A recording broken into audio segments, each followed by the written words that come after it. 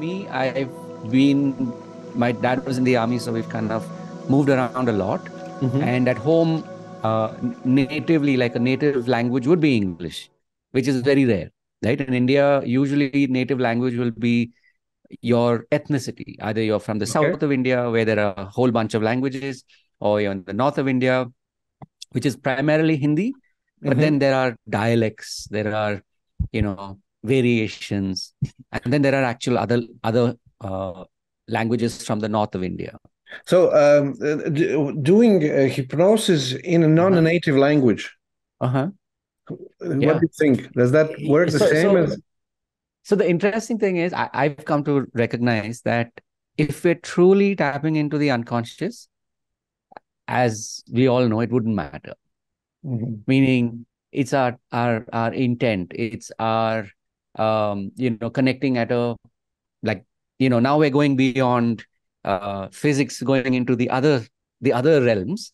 So if my intent and your intent is for you to succeed, then my hypnosis will work anyway.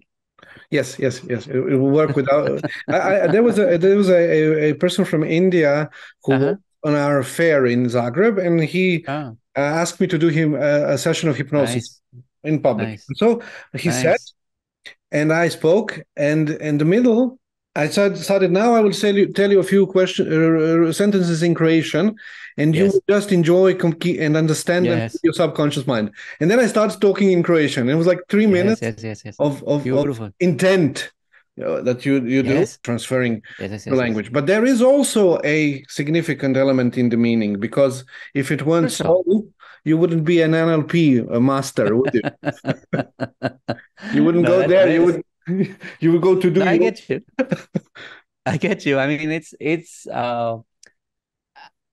I look at it like this. This is a way for us to bypass social constructs, and we are born in different places and born or part of systems that are functioning parallelly but separately, right? So that's where one way of looking at it is saying, okay, maybe I don't have the nuances, but I know at the meta you will, your intention, my intention, and my belief in my own skill is what will help transcend limitations, if that makes any sense. Okay, so in a way that you're telling me that we learn in order to overcome our critical factor. Yes. Big time. In a big way. So just to get rid of the idea that we have to learn. Yes. And if you think about it, mastery is that, isn't it? It's like, this is something I still struggle with even right now, which is, it's not like I cannot put a course together, but I've been in it for so long that if I have to stop and think about, okay, how do I put, or what do I put in a course, I don't feel good. If I had to do a session, that's a different story, right? So I'm just saying that this is where, when we are so deep in mastery, that we learn, and therefore we are learning the letters of the alphabet.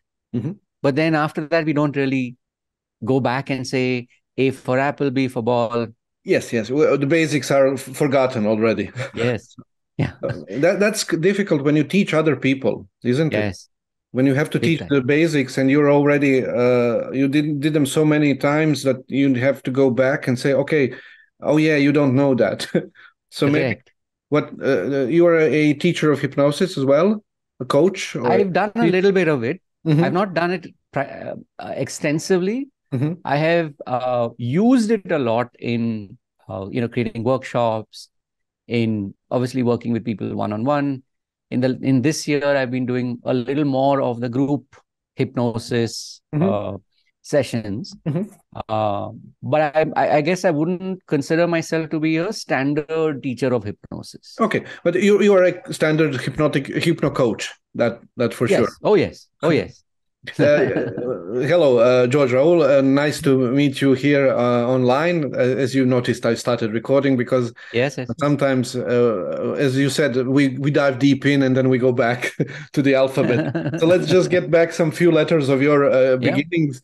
The first three letters, I will say again, are from 2007, NLP. Is it? Okay. Yes.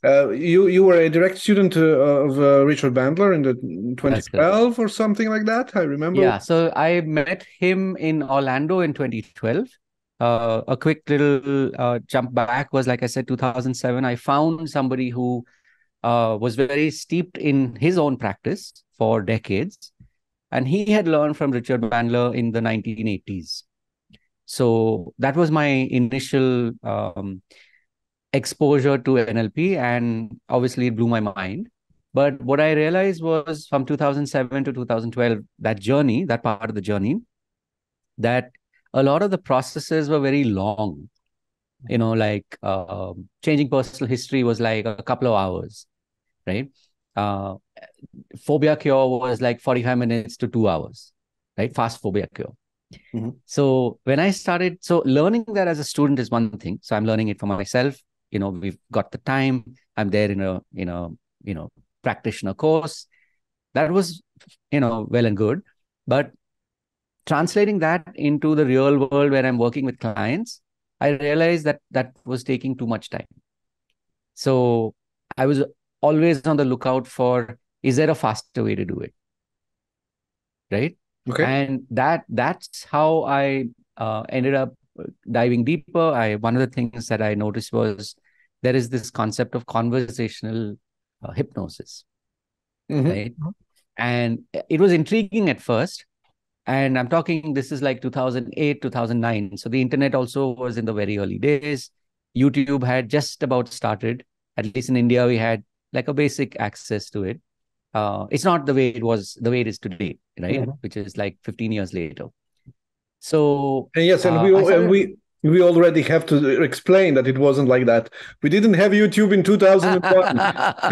That's 20 years, not 200. That's a sign itself, right? Like when you have to sort of like punch the words like that, then you're like, oh, okay, so this is definitely in tech world, this is history, right? Facebook is like also 17 years. Exactly right.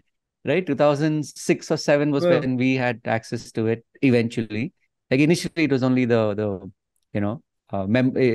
you had to be invited in. So anyway, so that journey from 2007 to 2012 was slow at first. But along the way, wherever I could get hold of material, eventually I found Richarda Bandlera's seminars from the 1970s, 80s, some of them from the 90s. And so when I started to watch a lot of that, obviously I was intrigued because I've always been fascinated with and fascinated by personal change and personal transformation. So, I started to look wherever I could get hold of, PDFs, or in those days, it was like also, bootleg was the thing. Like you had torrents and, wherever, because I was hungry for that knowledge. So at that point, I had no idea how else I could get it. And so initially, that was the journey, until, of course, I realized that, Dr. Bandlera is still alive, which is a good thing. And he was still practicing. He was still doing seminars, which blew my mind, because I was like, okay, I've been watching this guy on video. So it's one of those, we talk about parasocial relationships. So I had like consumed, gigabytes and gigabytes. You knew him. Yes, I knew him. And I knew him when he was, 35, when he was 45, when he was 55, right? So it got to that point where I was like, okay, if he's still alive and he's still teaching where his process is designed to speed things up, right? It's like time distortion in a way. I said, okay, if he's still alive, I definitely want to learn from the person who created this. What kind of experience is that to learn, except from your expectations? Were they matched to the real thing? I'm sure you may have heard of this expression, like never meet your heroes, right? So they say. Now, of course, it can go both ways, right? So in my case, I was very fortunate that not only was he at the top of his game, and this is, mind you, Bandler he was in his, I guess, late 20s to now he was in his probably late 50s, maybe very early 60s by the time I met him. So thankfully, and at that point, he was still doing what he does best, excellent at the way he does hypnosis. Of course, I didn't go there necessarily wanting to learn hypnosis. It was more to learn NLP because I had already begun that journey of NLP in 2007.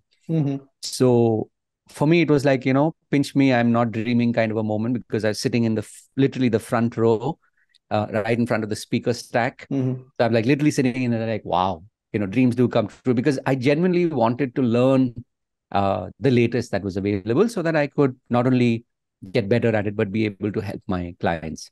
Somewhere, every time I felt there was something missing. Like I was getting it, but not.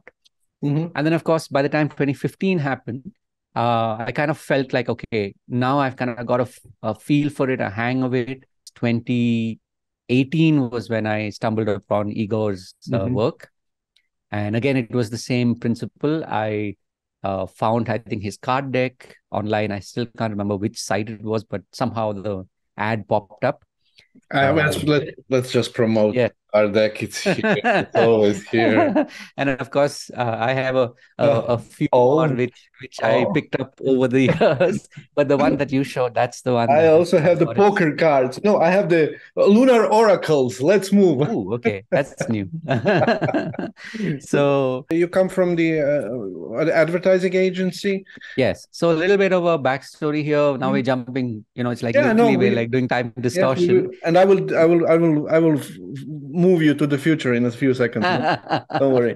So so I finished my degree in psychology, interestingly, and then of course I did my postgrad in business as an MBA, and then I got into advertising. So I did that for about 3 years, three and a half years. And what was good was I had intended to, I believe that I was meant to do advertising. And so I did my MBA so that I could get in, and, now everybody knows of the series called Suits. So I was a suit in an agency where in nowadays, basically you have the marketing side of the business and you have the creative side of the business. So you have the creative person that comes up with the ideas, and you have the marketing side where you have the person that sells the idea. Which of those two were you more? I believed, because I wasn't the creative side, I still want to be in this world. So being the suit was the way to go. So I did that for a couple of years, but I quickly realized that somehow, the idea of selling somebody else's idea and, that disenchantment, since we're in the land of hypnosis, the disenchantment of that started to kind of, trickle in. And I realized that I couldn't see myself being like doing this work for like another 10 years, 20 years, 30 years. And so I stepped away, and then I started to kind of ask myself those, like the dark night of the soul, asking those questions. And that was not just one night, it was several nights, several months of this deep introspection. And then it eventually came to this space of working with people. When you said you work with people, you said that some in a talk before that you were always interested in human behavior. Yes. What knowledge did you take from the advertising through the NLP and into the hypnocoaching now? What is the Beautiful. So I look at it like this. At the end of the day, as human beings, if I look at it as we have, it's like I was telling somebody yesterday, it's like we have two drivers, right? Either we move away from something or we move towards something, right? Either it is more of or less of, right? And these are things that I have experienced, I have seen. And so even today, when I'm working, say, for example, when I'm doing the hypnocoaching and I'm working with people, I'm always bringing it all back to these two basic questions. right? It's like, what do you fear and what do you want more of? Right? Because at the end of the day, we're looking at motivation. And motivation as in not from the outside, but literally what's their own inner driver. Like, why will they do what they're supposed to do? When we said that, you said that sometimes the processes took more time and the speed was something that you needed.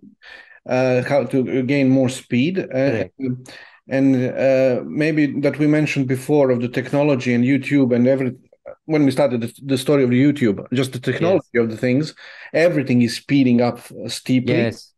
And the techniques and methods for healing also need to speed up. Yes. Or coaching or whatever. Yeah. So be it as it is, speed is increasing. What is with the principles? Are the principles of the marketing, the healing, and the coaching the same 20 years ago and today? Oh, that's a great question. So one thing I'll tell you, and this I find very surprising and fascinating at the same time. And I don't know how it is, in your country at this point, but it's like, having worked, as I said, in some of the best agencies in the country, I had never come across this concept of the funnel, right? Basically funnel marketing, right? And this is, mind you, I'd also studied in a premier business school, but we had never been taught this concept of the funnel. So for people, how would you explain the funnel? Yeah, exactly. So I'm saying for people who are budding hypnotists, budding hypnotherapists, people who want to have a business which is a business and not just sort of like a hobby or a micro side hustle, meaning it only brings in a couple of euros or pounds or dollars, whatever is your currency that you're using to transact with customers. The biggest lesson that I got, and this is, so we are like jumping forwards and backwards in time, but just keep in mind, for me, 2019 was really where this logic started to click into place. And I'll definitely answer your question in a moment, like what is a funnel? But I'm saying, even before I answer the what is a funnel, why is a funnel so important is a stronger frame to really think about, especially for those of you who are watching this. It's like, if you don't have a funnel, then every time when you want to get clients, it's like you're starting from scratch. Right? Which means, what is a funnel? It's like saying you're offering people different versions of what you do, of your solution that is there for them. Right? So if there is it's like saying if somebody has a tiny cut, you offer them a Band-Aid. Because, they want that cut to stop. Yeah, they would need a 3 weeks hospital care. Exactly, right? Right? So what is a funnel? It's like saying, if you have a service, what is the Band-Aid version of your service, right? What is the deeper version of that service? And then ultimately, what is something that is like a journey, right? So I'm saying, essentially, when you talk about a funnel, you're talking about offering what you have, especially in this case, in the context of hypnosis, what is it that you can offer people at different levels? At a very basic level, which means there's a basic problem and here's a basic solution. Oh, you like what I did? I have a deeper solution for a deeper problem that you have, right? And then, like I said, you may want to start with a digital course, or you can offer one-to-one, because I've done a lot of one-to-ones over the years. And one-to-ones is a way which is a little more controlled because I can see what's happening with you. Even that, I can do it like I can sell my time initially, because I'm saying, okay, I'm either working on a per session or working by the change, which means, okay, you have a phobia of dogs. We're going to work together till it's done, right? And it's going to cost you $100. Maybe that's the first client. Second client, $250. what needs to happen in order for you to increase the price, except the demand and the market? So it really is, one, the demand, and two is it's your valuation, your personal valuation of what you believe the course is worth. How do you do that? How do you change your value? How do you change your values? Yes. You know, you had like 20 years of preparing to, not preparing. Correct. Let's say 20 years of preparing something. And then you put it online. And then you say, correct, if I take into consideration my 20 years, I will charge the overcharge. If I don't take into consideration, I will feel like I'm underselling. Correct. I love your question. So in my mind, to answer that question, I would look at a line, right? Like visualize a line, and that if this is undercharge and this is overcharge, right? Somewhere there's a point where I feel, and this is where it's intuition, it's notional, where I feel good that this is what I'm charging for my time. That's one way to look at it. So to work up to that, I may start where I'm charging a little bit more than undercharging, but not so much where it's overcharging. And then eventually I'll reach it's like but you need to tweak your price continuously. 100%. It shouldn't be like, let's put a price and 1 year I will have a price and that's it. That's actually a good way of framing it. I've done that also. But I'll tell you, because at the end of the day, this is a product that we are offering people. They are the ones that will give you that input. Which means if you've been doing the work and you've sold at a particular price point for say 6 months, you're always getting feedback.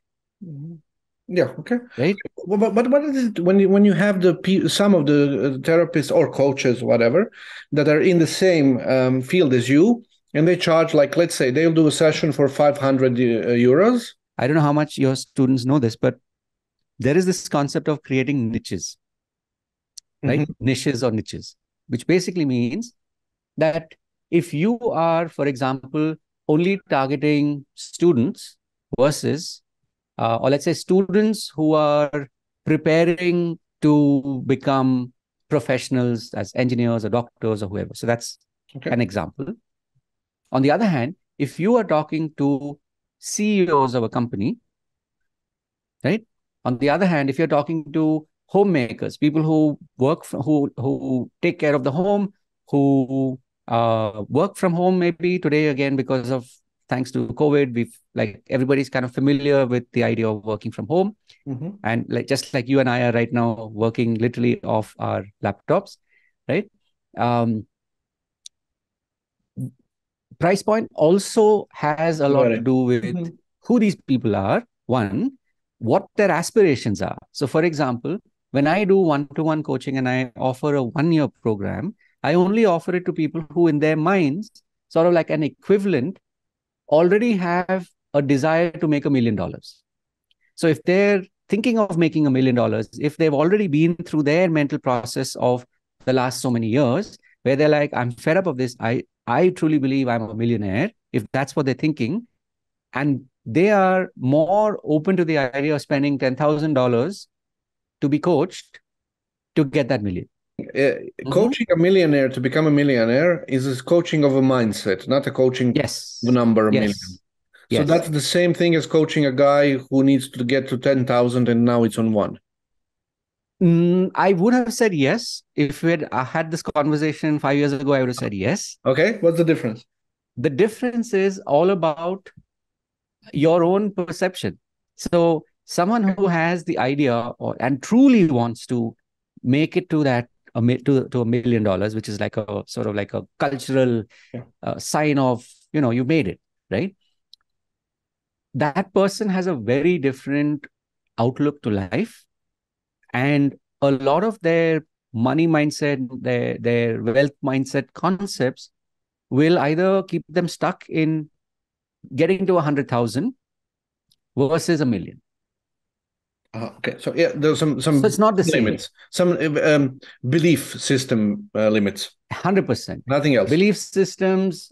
So okay, if we're talking, and we are in a context where everybody is pretty much getting what we're saying, I'm talking about then it's your identity. It's not only your beliefs, but your identity.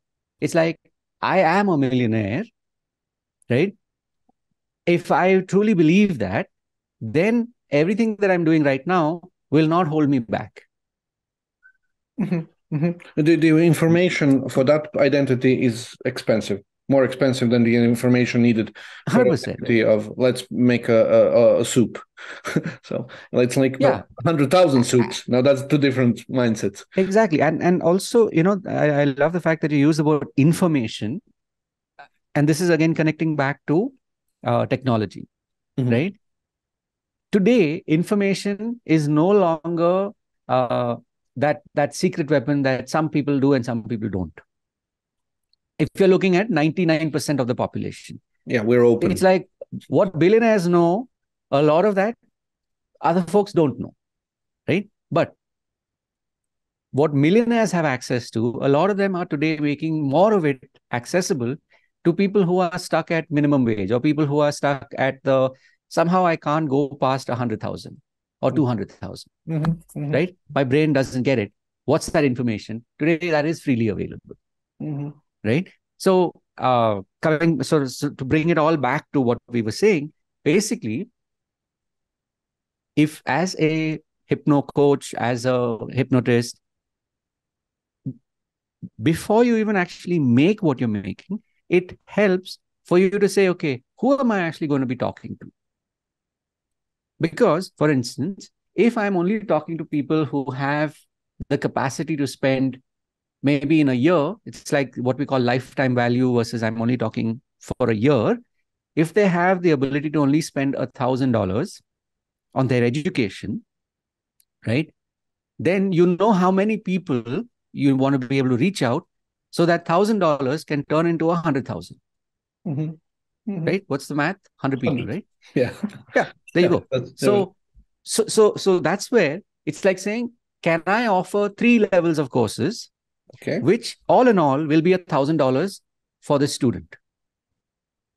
So they'll get level 1, which is, let's say, $99, right? Or $149. Level 2, and euros, I think is somewhere around about, say it's like, okay, let's say 100 euros, 300 euros, and 600 euros. How much are your students or clients similar to behavior of spending as you are? Oh, they okay. So that's a great question, by the way, because it's like probably it'll be 1%. Because the way I have spent money on my own education is literally like my top students will sort of be my mirror image. Okay. Which is usually it's only 1%. You think you overspend then? What I'm doing, I see it as a vocation. Okay. Yeah. Okay. Yes, of course. You're not selling yourself as a product. You're teaching others to do something else. Okay. Also, and I'm looking at, so whatever I've been spending, I look at it over the lifetime of my doing this work. So I've already spent 20 years and I intend to continue on because this is what I do, right? So therefore, is it like I've spent all of this only up to now, or am I going to get the benefits in the future? But what are the most biggest percentage of the clients you would target with your way of work? I would say it's a combination. So maybe about, say, 20% or 40% of what I've spent would be the average. Okay, that's client. For the spending. Now we're forming that ideal average client of yours. Who is that? Can you? For me specifically, I have chosen people like me, meaning I have chosen people who are digital coaches. Now I use the word digital coaches because that is a hashtag that will work online. But basically, I'm talking about people who are coaches, right? People who are healers, and they're focusing on these 5 areas, which is health, wealth, relationships, spirituality, and purpose. So my audience teach their audiences or heal their audiences or help their audiences in these 5 areas. What is different, if I can interrupt, because I like doing that. Sure. What is the difference between the coaching approach that you have towards the different 5 areas? Is it similar, just different slang, or should I say vocabulary, or is it there are some key differences in the way you teach them?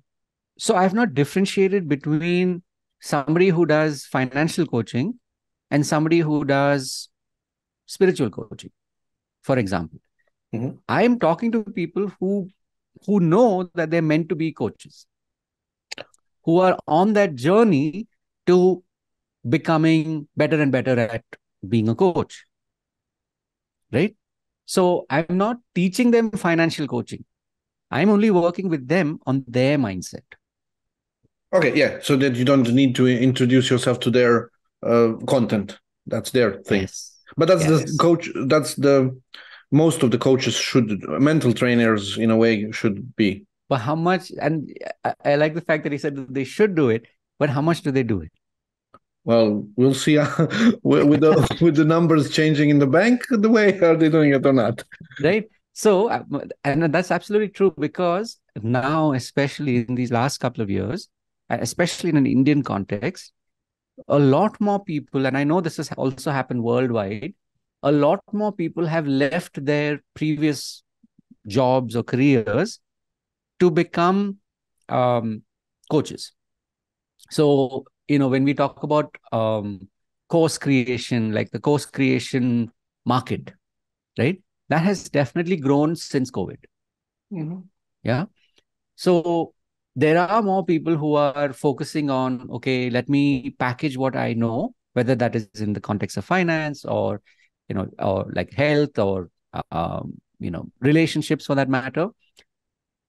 And they are right now in that phase where they're packaging it all. But at the end of the day, what they also will realize pretty soon is that they are at one level the product.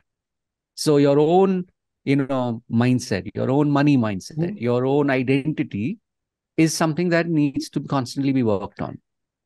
And that's where, like, those are my people. Those are the people I work with. So that they can change their mindset.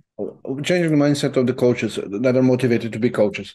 Yes. You have a niche. That's a niche. What are with the people? India has 1 billion of people. What, Croatia and surrounding, like we have like all people who speak Croatian or similar languages that can understand each other without many changes are like 12 million, and then find a niche in a place where you just have to narrow it down, and then you find yourself working with 6 clients or 6,000. I get you. I get you. Do you think that a worldwide niching is the only way of success? No, but there's a reason why niching exists. So here's the thing, right? For most of us, especially when we're running our home businesses, there's only so much of a marketing budget that we have, right? And we've not yet even started to talk about digital advertising. Yeah. Right now, we're only talking about, before we go to market, what is it that we're offering people, right? That, okay, and what is the price point, for example? And that's where the whole, the funnel comes in. But there's a very important component, and it took me many, many years. And, it's like they say, I left a lot of dollars on the table, because for many years, I didn't really understand that if you're running a business, you need to advertise, right? Unless you're able to tap into, and when I say advertise, I don't mean you have to always pay for it. You have the organic advertising and you have the inorganic, right? Today we talk about organic, which is maybe you're just creating content, and your content is so good and it's so different that people, and so well niched that people are drawn to it, and your style, your way, all of it. And there are multiple variables involved. It's like not everybody's going to make it on YouTube on day one, but 10 years later, you'll know, right? So what I'm saying is it's a long game. YouTube is an example of somebody wanting to do, let's say, creating organic content. Or maybe you're doing reels, maybe you're doing a live. Like I've been doing a Facebook live now for literally almost 365 days. every single day, Mm-hmm. right? And that's just 1 year, right? Now imagine doing this over like 2 years, 3 years, 5 years. What happened during this year when you do it? What happened? Multiple things. But before I answer that question, no, I'm with you. Before I answer that question, just to put that into context, I'm saying when you're looking to run a business, what's also important is that you're looking at the digital marketing, the digital advertising context. If you are, let's say, for example, if you are looking to earn at least 1,000 or 10,000 euro for that matter, right? What percentage of that 10,000 euro are you putting back into ads? For most hypnotherapists, hypnotists, healers, we've not been schooled in that. Mm-hmm. So we don't, it hurts us. Okay, 1 month we'll put, 1,000 euros in and it burns. If you're putting in 1,000 euros and you get maybe 10 leads or 50 leads, right? It's not necessary that you will convert from those 10 or 50 people over the course of 1 month. It may happen 2 years later. That same person has stuck around. Yes. You just be your presence. You're making your presence. Finally, you have connected with them and they have connected with you, but they may not buy what you're selling right now. Mm-hmm. Now, the thing is, for a lot of people who are in the line that we are in the space that we are in, it hurts them the next month to pay another 1,000 euros because maybe they made one sale, right? And they didn't recover the 1,000 euros. Mm-hmm. Now imagine doing that for 6 months. And failing. 6,000 euros in the, all our own fears come up and you're like, oh my God, what am I doing? Family is at you, or, people are like, your friends and family are like laughing at you, whatever. I mean, it varies from city to city, country to country, but fear is real in that context. And so sooner or later, people stop advertising, which means you're not really looking at what you're doing as a business. Because if you're doing, it's like saying, a restaurant doesn't choose when to turn their lights on and turn it off. Mm-hmm. They don't close the restaurant down when there are 0 people in the restaurant. Yes. And they're like, okay, we're only going to be open for 2 hours. Coca-Cola also doesn't need commercials. So yeah. What's that? Coke doesn't need commercials. It doesn't need commercials, but it still does it. Yes, right?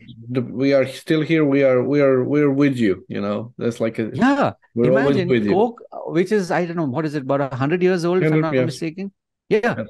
They're still advertising today, where it's available every day. Somebody or the other is seeing a Coke on TV or a serial or a movie or whatever. But Coke is still spending money. Let's to advertise. Take a minute break. We'll be back right after this ad. Exactly. I'm going to try to sell this. So what's the lesson in this? Excuse me. Go ahead. Can we do the Pepsi now part? Okay. So the Pepsi doesn't have. Okay, I don't know who's going to buy. Okay. Yeah. What's the lesson? No. So I'm saying, so the lesson is this, right? That if such a big brand or such big brands, which have more than a century of being around in popular culture, and you're seeing them all around every single day, they are still advertising. What is it that makes us stop in 2 months, 3 months, 6 months? Right? So why am I saying all of this? That if you say, oh, but if I do a niche, will I only end up with 6 people? You will end up with 6 people if you're not consistently advertising. Right? Because the budget can be smaller, but the consistency is important. Consistency. So if you're saying, okay, I'm going to put 100 euros in, even if I get one person to reach out to me, if this person, like we said, even if you're spending only 100 euro, right, 100 euro every month on advertising, if this person, one person buys your starting product at 50 euro or 100 euro, you already recovered your money.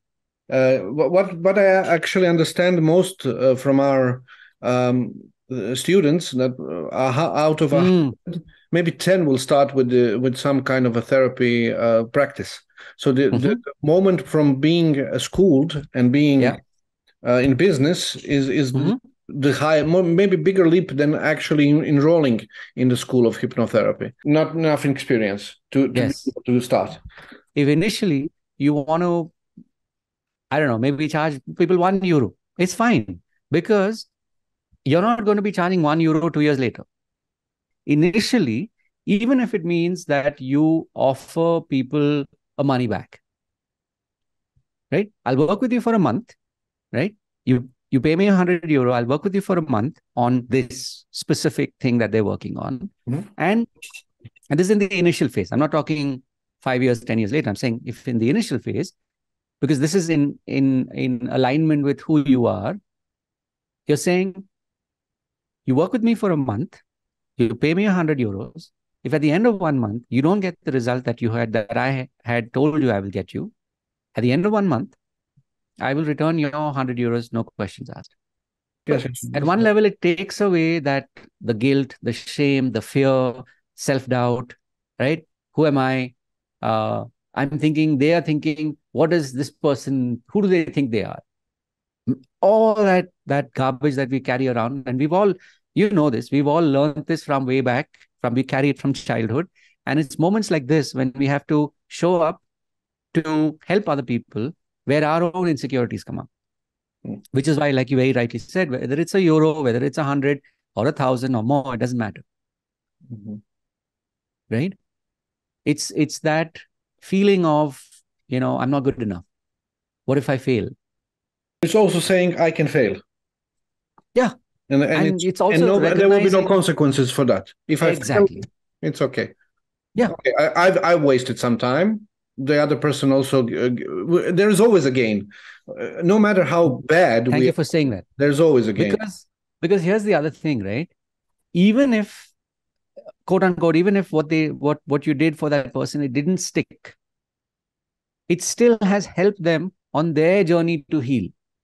Knowing what you don't need, for instance, like you said. Yeah. So that's exactly. Also, somebody comes to a EFT session and says, no, I don't want to tap it. That's not for me. And then the other one comes to I don't know, singing balls, and they're, wow, I'm cured. Exactly. You had to go through and something. We know this, that we are all at some level on a journey. We are all at some level on that journey of healing, because as being human, we are on that, we are constantly transitioning from one to the next till that final moment of enlightenment, right? So therefore, like you very rightly said, even if it's like, okay, it didn't work, it's not entirely true. It didn't work in the way that they had hoped it would, in the time frame that they had wanted or that we set. So sometimes that can also happen, which is why, like, for example, I remember Bandler saying this many, like literally now decades ago, you charge not by the time, you charge by the change. Right? And so if you're saying, okay, I will, and this is also about confidence, right? I've taken out the fear of, oh, it has to happen in 30 days. I'm saying I'll work with you until it's done. Now, doing that also takes away the fear, which means your energy is flowing a lot better, right? There's no fear of failure. And also, maybe with the first person, it may take a month or maybe a month and 10 days. Okay, so maybe when I said 1 month, I missed it by 10 days. But here I've just said I'll work with you till it's done, right? And it actually ended up being a month and 10 days. But there's a lot that I have learned as say in this case, a hypnotist, a hypnotherapist. I have learned a lot.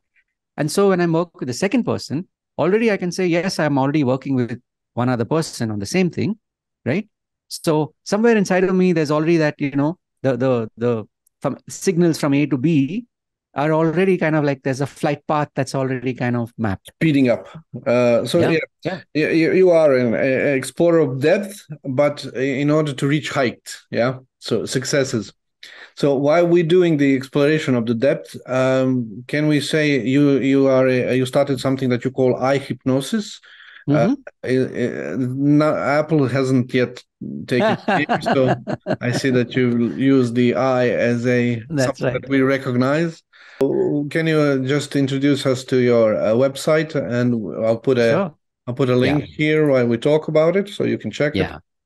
I can share it now on so we can talk Yeah, I'll just about it. quickly run you through this. And this follows everything that we've been talking about till now about what is a funnel. This is like 10 euros or something. Yeah. So as I said, like in the Indian context, I've created a, like a no-brainer offer for a month, which is a way for people to connect, which is a way for people to start to have that face time with me, to get to know me, and it'll eventually convert into the various other levels. What are the other levels? There is the advanced membership, which is for an entire year, right? And then, of course, there is the workshop model, which is the immersion membership. Okay. Right? So these are basically where I do 1 3-hour workshop once a month, and then I do a couple of additional workshops in the year.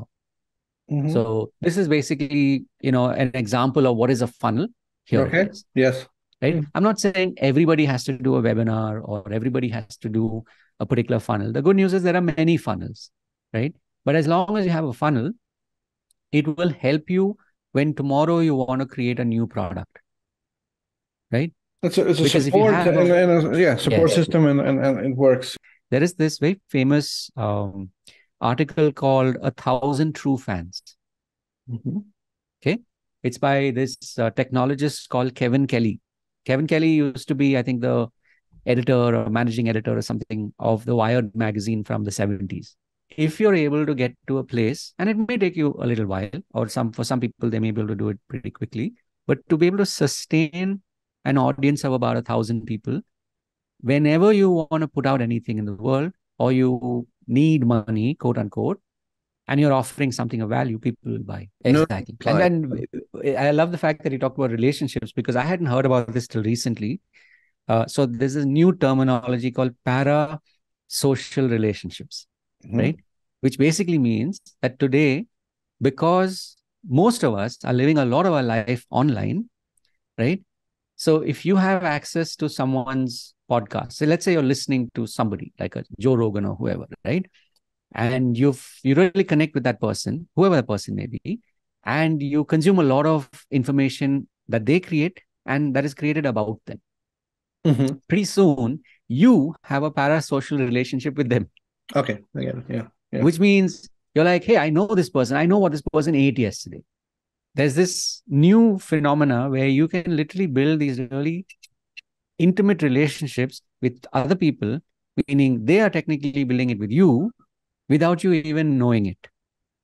And that's where, to go back to your question of what was the benefit of doing a live every day for a whole year?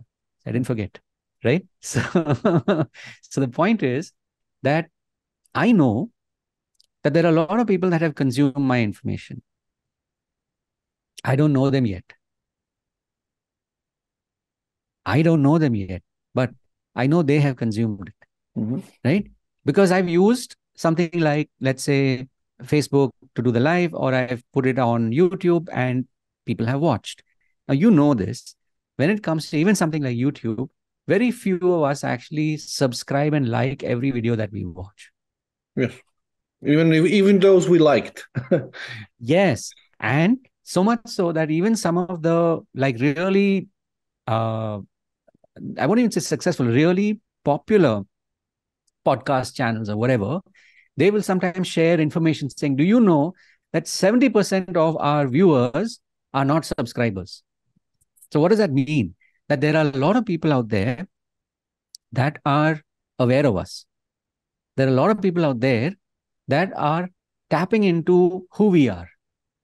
We don't know it. But tomorrow, when you make an offer that is absolutely what this person needs, they'll be the first to sign up. They will come. If you build it, they will come. That's yes. What I said. Exactly. Dreams, they called it. Yes. Yeah. We're approaching the end of the conversation. Two things are remaining. Sure. One of them is the idea of a hipnocoach versus hypnotherapist.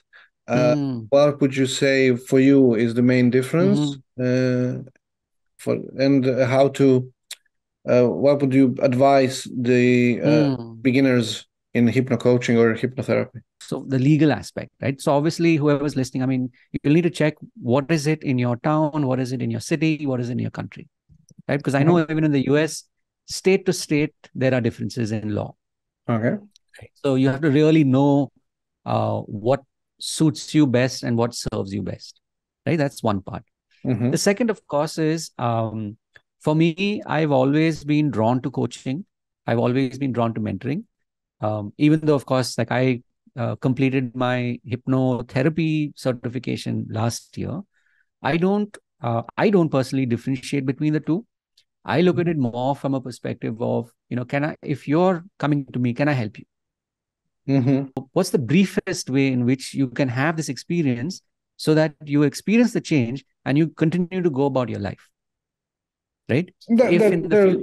That's why you probably did the conversational hypnosis with Igor. And yes, exactly. Thank you for saying that. It's been like a good 15-year ride from, NLP, I get it, to, conversational hypnosis, all the way to now, right? Where it's a combination of hypnosis, hypnotherapy, conversational hypnotherapy. Like it's a blend of all of these plus the mindfulness and the meditation. So it becomes this unique blend that I know is making a difference in people's lives. Not only, like you said, so they go deeper, but also so that they're able to look into the future and say, yes, I want to be a millionaire. It's about your values. It's like money should, and I say should, but it's like, if you have money in your top 3 values, right, it makes a huge difference. Because then you're willing to say, okay, I want to be able to have a business that's sustainable, but I also want to be able to do good and do well by other people. So that constant connection to both is what will literally keep you in business. I will give you now a suggestion how to embrace the idea of money for the future without take this as a conversational hypnotic moment. Okay. Sure. Maybe we should all accept the idea of money as an external validation of our inner value. Yes. The work that we do and what the next 5 years is going to be, where wellness, mindfulness, and AI, and not to forget all the wearable technology that's just going to get more and more accessible. I'm talking over the next 5 years. The imagination will always be the one that will say where the end is and where the choices lay. Yeah. So let's just relax and enjoy the subconscious getting out. Sit back, relax, and enjoy the ride. Thank you very much, Rahul.